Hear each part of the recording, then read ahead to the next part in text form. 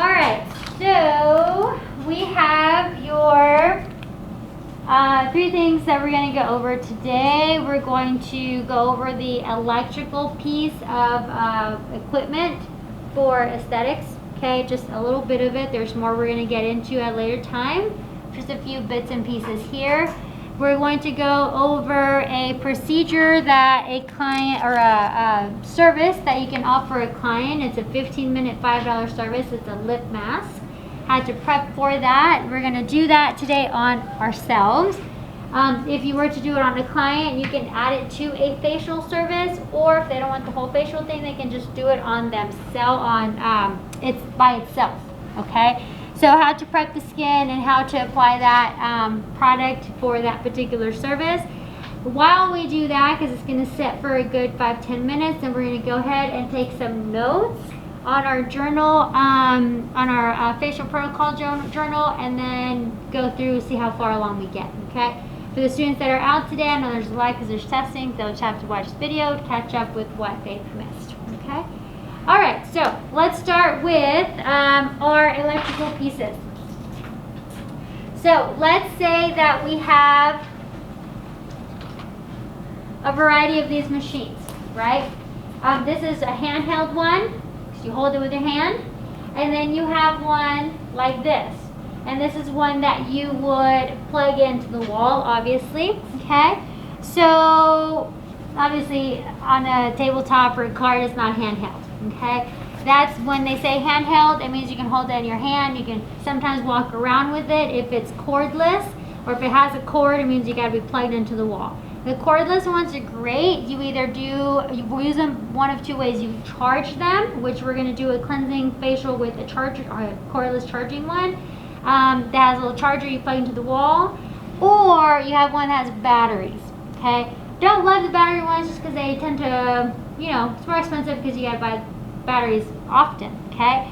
So let's say that you have a piece of equipment, okay? And let's say that the equipment is plugged into the wall. And let's say there's a big storm outside and you don't have a surge protector between the wall and your machine plugged in. Big storm outside, machine is on or could not be on, either one. And it fries it. You paid $8,000 for that machine. It no longer works because it fried it, right? Because you didn't have a surge protector. What do you have to do now? Buy a new one, right? Okay, perfect example. Do y'all remember my projector that we had just changed? And that the light, it wasn't even a storm outside, right? It's connected directly to the wall. And then the lights went out and it boop, popped and it fried it. So we had to get a brand new one again, right? That was within like a month. That's expensive, especially when these are like really expensive. So, same thing with your facial equipment. With all those facial equipments, you pay a lot of money for them. You want them to last a long time. You got to take good care of them, okay? So, one thing, surge protector. Especially if it's like those, the one we have in the facial is that big old 10-function machine. It's $10,000. Get a surge protector. That way it doesn't mess up if anything should happen. Sometimes it happens and nothing happens, but it's okay. But what if it does, right? It's like your insurance. The other thing is the longevity of your machine. The more that you unplug it, and I don't mean like go plug, but if you're not using it, unplug it. Several other reasons. One, the longevity of the machine, meaning how long it will last you, it'll last you a longer time. If you keep it plugged in, it'll last you less time, okay? The other thing is when you have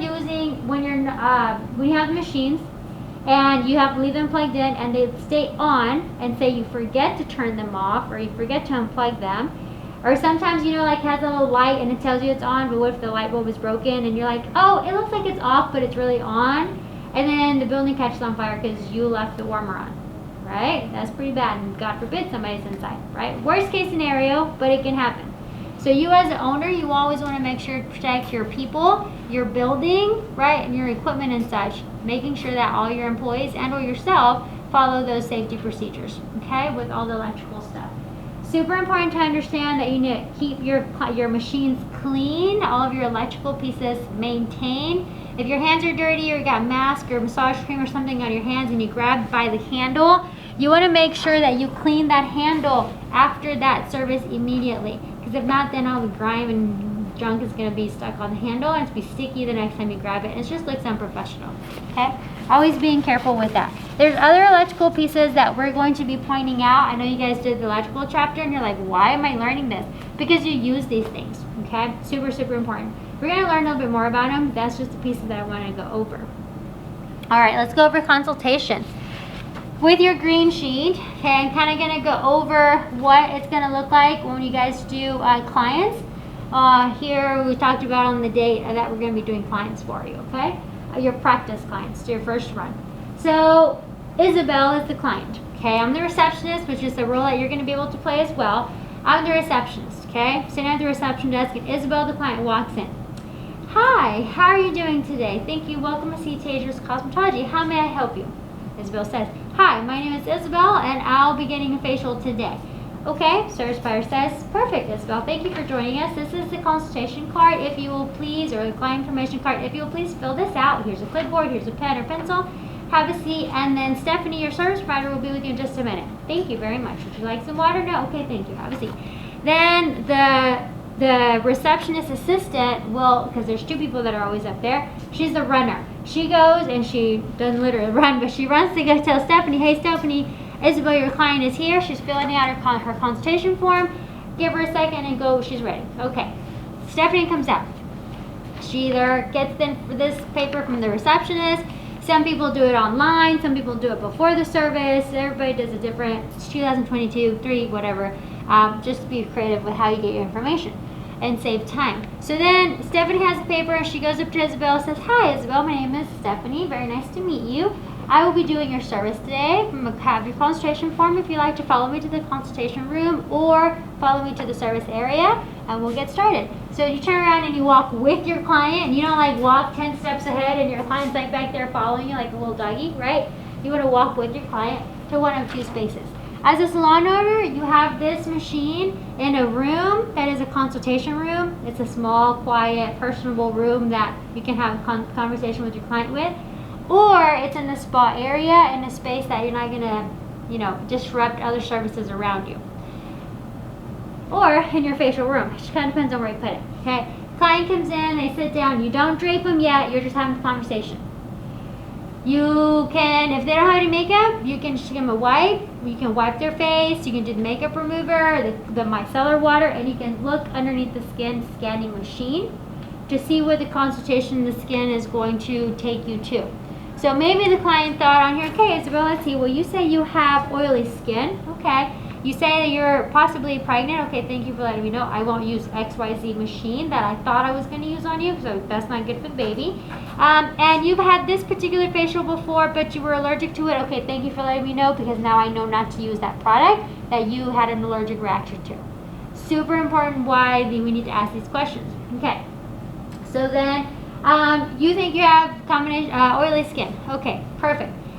Then you put this aside. You have a pen that is only for pen facial stuff. You don't go take it to the office. You don't go take it to the bathroom in your pocket. You don't go take it to your car and your kid chews on it and bring it back. No, it's just for facials. It's just in your cubby for here, okay? It doesn't travel anywhere. So then you have that, so you can go ahead and write and jot everything down. You start the drape, you start the cleanse. You're cleansing the face, soap and water, cleanser, water, and all of that. At this point, the second time you can do a skin analysis with this machine, it's kind of silly to make her get up and go to the machine again, so you use the wood lamp. You go here and you do a second analysis. And you see, let me see. She said she had oily skin, and I looked in there, she kind of did have oily skin, but now that I cleaned the skin, it's not really oily. Right? So then instead of me using products and doing a facial for oily skin, maybe she has combination and she really needs a different protocol. So you have to be aware that you might have to do a skin analysis twice, and the time that you do the second skin analysis is after the cleanse. But you got to clean it all. Her skin has to be naked, okay? All right, because it's not makeup and stuff, sweat covers it. So then you write here, no, she has combination skin. You file this. We'll talk more about this in just a quick second, okay? That's the consultation part of it. when we do our first salon day, you're going to practice role playing that. You're going to practice with your clients that you bring in, okay? And we'll talk more about that with time.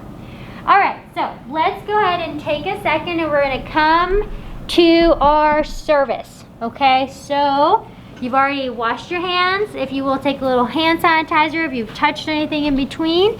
And we're going to go ahead and get started with our service. I'm going to be doing it on the mannequin, simply because if I do everything 3 times a day, my face would be exploding crazy, okay? So I'm going to do it on the mannequin. You can see it on the board here. All right, so what we're going to do is we're going to go ahead and, now remember these mirrors are a little bit flimsy.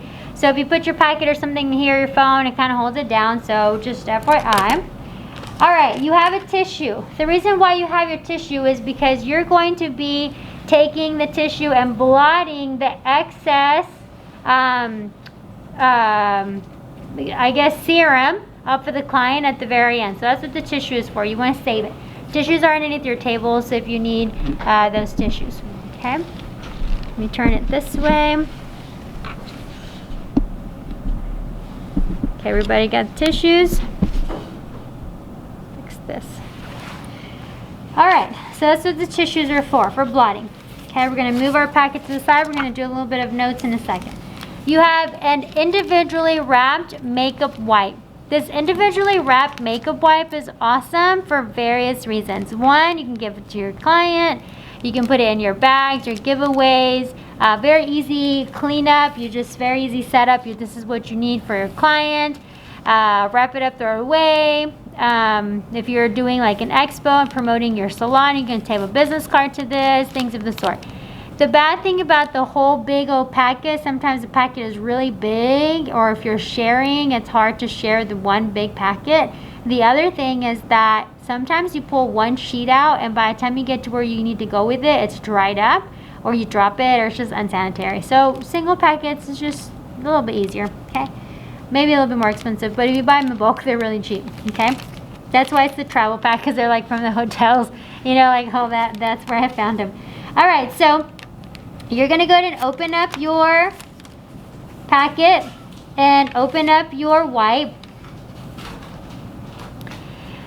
And you're gonna find the line down the middle, and you're gonna bend it in half. You're gonna fold it in half. Okay, now we're gonna go through how to wrap our fingers, because some of us, I've noticed, have been struggling a little bit, so we're just gonna recap that, okay? With the wipe, with this particular service, you can do it in a variety of different places in the facial, which I'm going to go over as time goes by. Or you can do the service on its own. If a client wants to come in and they don't want the whole cleanse and drape and all that, they just want the lip mask, you can do that. But you need to prep the skin. You can't just take the mask and put it on. You got to prep the skin. So we're going to do that. We're going to go ahead and take our fingers, or scissor fingers, and we're going to clip the bottom like so. You're going to put your 4 fingers together. Make sure the pinky's stuck together. Put that pinky in. You're going to wrap it towards you. Then you're going to push it away from you and push it down. Lift your middle finger up and put your middle finger down to hold, like so. Any excess at the fingertip, you're going to push it back. Lift your finger and push it down. Okay, so you have that there. So what I need you to do is you're going to cleanse the face. I'm sorry, the lip area, only the lip area. And you're going to go from the middle to the outer corner on the top, middle to the outer corner on the bottom. Then on the bottom, from the middle to the outer corner, and then middle to the outer corner. The next thing you want to do is you want to tell your clients to say "aw" and open wide and stretch the side of their lips, because typically that is where saliva, oil, dirt, dead skin, food, whatever we drink, bacteria, all of that kind of gets stuck at the corners of the lips. People always forget to wipe that when they're eating, and so all of that typically gets caught there. So when they stretch, sometimes you'll notice, I've seen this one time when I did a facial one time. She was a younger person, and maybe she wasn't educated on it, and so she opened all wide and stretched the sides of her lips. you could pick the side of her lip and like crumbs were like, it would like crumble off. So I don't know if she ever, I don't know, maybe she never wiped, I don't know, okay? I just know what I saw. And we need to clean the side walls of the lips, okay? So you're just making her say, oh, and you're gonna wipe the sides of those lips, okay? You are then going to take the dirty side of the wipe and fold it inward, and then the clean side of the wipe, you're gonna leave it to the side because in a little bit, you might want to use it in a little bit. So don't throw the wipe all the way away. All right, the next thing that we're going to do, and I had already taken mine now because I used it last class period, but you're going to have, in this particular one, we've used these for several years. We've never had an allergic reaction with anyone to them, okay? They're very, very gentle. This particular one, the one that I have is peach. You might have strawberry, watermelon, and I can't remember what, there's four different kinds. I don't know which one you have. But we're going to go ahead and peel at the little tab. We're going to peel. When you're opening this, because there's serum inside, be careful whenever you're jolting or pulling at the packet because sometimes a little serum will spray all over the place. And what you want to do is you want to pick gently and you're going to pull the tray out. As you're pulling the tray, you want to touch it and make sure that it's upright. If the tray is upside down, all the serum is going to fall out. So pull the tray out. Make sure it's upright. Make sure the gummy is to the top and the tray is, being able to hold the serum. Mine's already dried up, but yours should be nice and wet. It can be a little drippy. And what you're going to do is you're going to pick up the mask on both sides, being gentle. A lot of these are very, they can pretty much tear very easily. So you gotta be gentle with them. And then you're gonna come in over the top of the face, of the lips, and you're gonna place the lips underneath the nose, across the lips, and spread it out appropriately. Now you want to be gentle, okay? You want to make sure not to tear the middle. You can, but try not to tear it. And then you're going to take your ring finger. So the ring finger is the weakest finger that you have on your hand. The way I remember, and it's not a great way to, it's not true, right? It's just how it helps me remember. The ring finger is where the husband, the man puts the ring on the finger, right? And so he's going to take care of me so I don't have to do anything, so I'm weak. I know that's silly to think of it that way, but that's how I always used to remember it, okay? That's the weak finger. So that one has the least amount of strength, and so around the eyes and the lips, very gently, I use my ring finger, okay? So I'm going to tap over the surface of the lips. I want to make sure to spread the mask up and out. I want to make sure to smooth it out, making sure that there's no bubbles. The worst thing to do is to have a bubble and then all of the lips are nice and hydrated and then there's a big old bubble and then that is like a patch that's dry, okay? And you just want to tap gently. You want to smooth it out. Yes, you are going to be having the serum dry up on the outside of the lips. That's okay, but you're locking it in between the lip and the mask, okay? Now, one student one time said, well, miss, my lips are too small. Well, miss, this is too big. It doesn't fit me. No, it's not that. The skin of the lip, yes, that definitely needs to be moisturized, right? But the outer part of the lip, where the cupid's bow is and underneath the lip, the outer sides and the side of the lip, those areas need to also be tended to. You have to moisturize them. You got to take care of them because it's all connected. You can't have like really moisturized lips and then the outer part, the skin is all dried and cracked and all gross, right? If you are a smoker, hopefully none of y'all better be, right? And not ever be, but God forbid, right? You ever become a smoker. Have you seen The Simpsons and like the aunts or the sisters or something that are smokers? Their lips are like wrinkly. That's a smoker's lip because they have their lips like this. They're pursed, right? They're pursed all the time. So the more you purse your lips, the more wrinkles that you're, like when you smile and you have the wrinkles on the side of your eyes, it's the same thing. So a lot of people don't like to drink with straws because it makes them purse their lips if they don't use a straw if they use a straw a certain way. There's a way to use a straw and not necessarily purse your lips. But definitely understanding that the outer part of the actual lip, like the skin, actually also needs to be, taken care of, okay? So those little wrinkles that you have there on the corner edge of the lips are important just as much as the lips themselves, okay? So I want you to take it just a second and take your phone. I want you to take a picture. You don't have to take a picture of your whole face. You can take a picture of just the lip area. I want you to take a picture on your phone because I want you to use this picture for whenever you're doing your marketing, right? You're leaving for that week and you're going to be sending people messages and pictures and posting online and say, hey, having salon day, come be my model. First part, first time is free, da da da da. And then you can go ahead and, book your clients and appointments and all that good stuff, okay? With that picture. It doesn't have to be a whole face picture. It can just be the lip picture, okay? All right, so go ahead and take your timer and set a timer for 10 minutes. The other classes we did 5 minutes, and simply because we didn't have enough time, but we're going to go ahead and leave it in for 10 minutes. With a client, the service is 15 minutes for $5, okay? So, 15 minutes, $5. We're going to go ahead and apply and remove. That's going to take us 5 minutes, and the other 10 minutes is just going to be for her to sit in the mask. Now, this is a service on its own. You can add it to the facial service, the protocol, okay?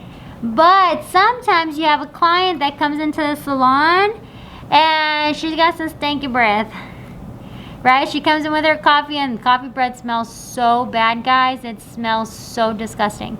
And you're shampooing the hair and you're like, oh, I cannot handle it. Especially if you're like expecting and you're weird on smells, but you still need to work.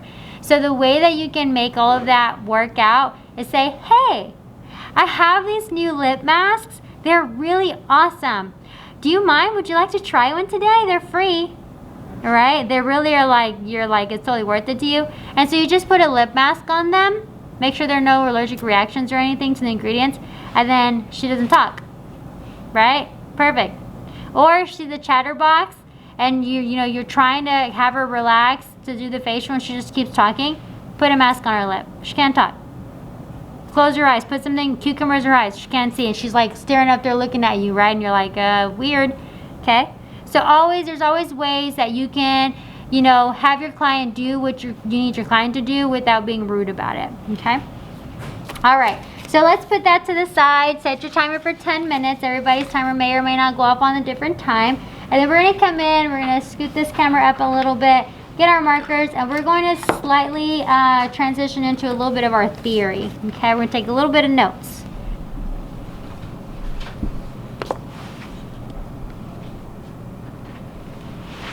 Okay. All right, so the Woods lamp. Robert Williams Wood is the name of the physicist in the early 20th century that actually invented the Woods lamp. Okay. Also, don't forget that your semester exam is going to come out of this facial protocol packet. This is the first packet of a few. So please make sure to take notes and then don't lose it. This is going to be the end of this packet for us, but don't lose it after this, okay? You're definitely going to want to make sure to have it at a later time. Okay, so he actually wanted to use light to find the different bacteria or fungus that you can find in the skin. But with time, they also realized that they can find or detect the pigment disorders or skin irregularities, which is pretty awesome. Okay? So with the Woods lamp, remember it's the handheld one. Handheld means that, you hold it in your hand. And that particular one, obviously plugged to the wall. But that particular one, you want to make sure don't open your eyes underneath it. Don't open your eyes underneath it, okay? All right, let's go through this bottom chart that we have here. We had seen it in color when I put it up yesterday. This is black and white, so just bear with me. All right, this is one brand. And the thing about, brands is like they like to do things, to call things their own way and like that to change it around a little bit. So some of these charts are a little bit different on different things, but typically the same, okay? So you'll notice when you see the next one is different. The blue-white light is going to be normal, healthy skin. The white spots is going to be the dead cells. The purple fluorescent is going to be skin without moisture that needs a little bit more water. Okay, definitely need to drink more water on that.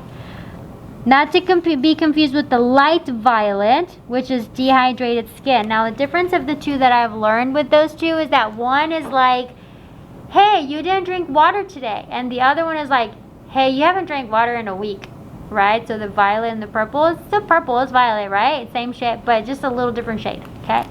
So keeping that in mind. The next one is that we have the bright fluorescent. That is a hydrated skin.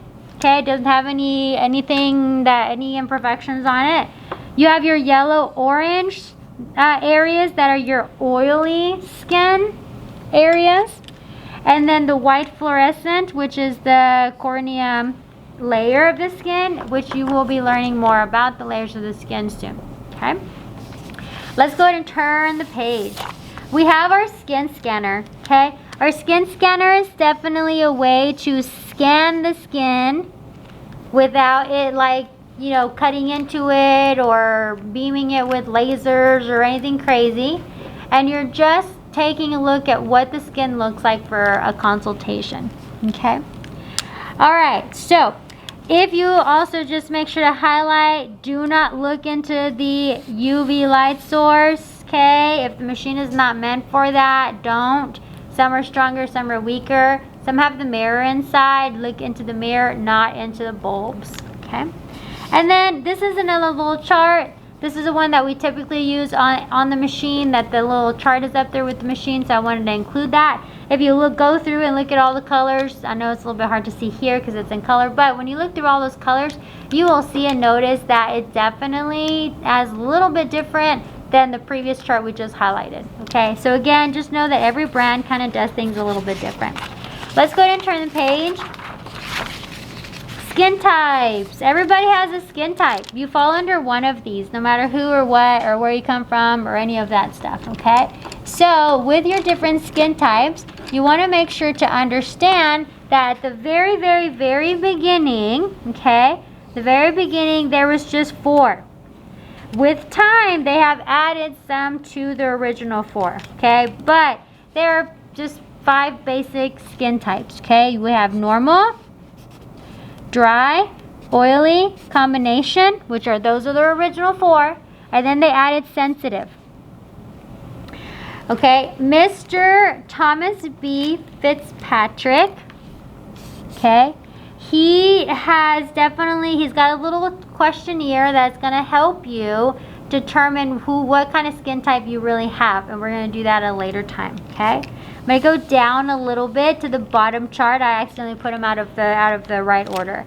If you take a look, it has a little Roman numeral here on the left side, and then if you find your hair color and then you find your eye color, it will tell you what kind of skin you typically have. Now, we do have the interracial marriages, so then you have somebody that has this color skin with this color eye and that kind of hair. That typically is not what you typically would see. There's nothing right or wrong with them. There's nothing, you know, negative. It's just not what you typically would categorize what that skin type, eye color, or hair color would normally be together, okay? But you do have clients that come into the salon that way. So this is a chart that will help you determine, okay, well, if the client has blonde hair and if the client has blue, gray, or green eyes, then I know that I can sell her sunscreen. Why? Because the client is extremely fair skin and it always burns. So I know that if she is going to be outside, she needs sunscreen or sunblock. So I can sell her that, okay? So that's just a little informative chart. Let's go back into the middle section and let's go over the most basic of the 5 skin types. In the 2020s forward, they did add the mature skin type. That's for people that have just wrinkly skin and then just, you know, weathered and just older skin, okay? It's not on here, but just know that it's out there. All right, normal skin type. Normal skin type, see which one you are, okay? The normal skin type is neither oily nor dry. It is nice and smooth. Very few sensitivities. There's very few products you put on there that mess them up or break them out. And then if you break out, it's typically just when you're hormonal. Time to start your cycle. Maybe you got thyroid issues. Maybe you're hormonal. It's just kind of that kind of breakout. You just don't all randomly break out like the rest of us, right?